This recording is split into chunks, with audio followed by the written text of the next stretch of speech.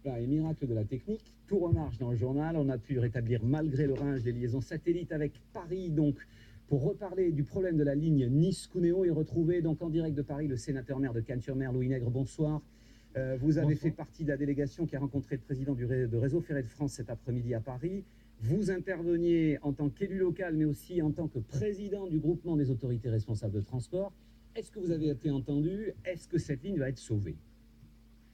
Eh bien, c'était la première question, la question de principe. Est-ce que cette ligne va être sauvée et donc pérennisée?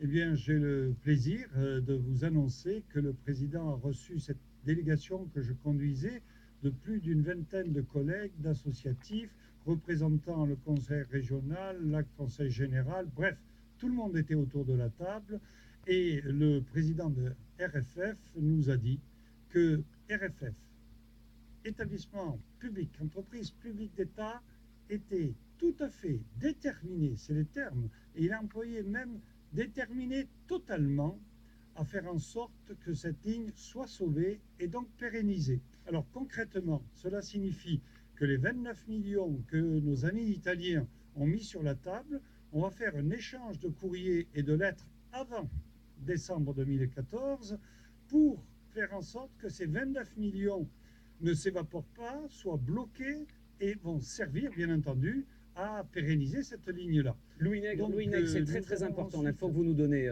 en ce moment pour toute la population de la vallée de Haroyen. Hein, vraiment, info très importante. Qui va payer, Louis Nègre? Est-ce que vous êtes entendu sur le financement? Qui va payer?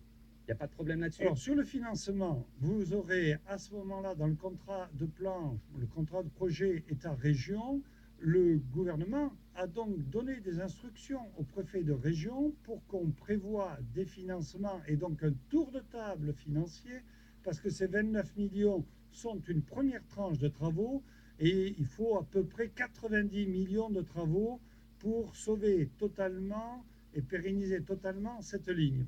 Donc les 60 millions sont à trouver, bien entendu, autour d'une table avec tous les institutionnels qui seront, bien sûr, invités à le faire. Merci Louis Nègre, merci beaucoup en direct de Paris. On était un petit peu en retard à cause des problèmes techniques, mais tout a été rétabli, les gens ont eu l'info. C'est le principal donc enseignement de cette rencontre cet après-midi à Paris. Un mot de sport, on a le temps, oui ou non?